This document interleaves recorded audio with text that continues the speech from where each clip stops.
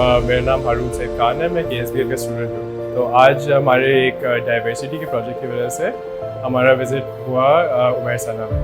तो मैं बस ये कहना चाहता हूँ कि थैलेसीमिया की अवेयरनेस और थैलेसीमिया मेजर माइनर के बारे में लोगों को जानना चाहिए।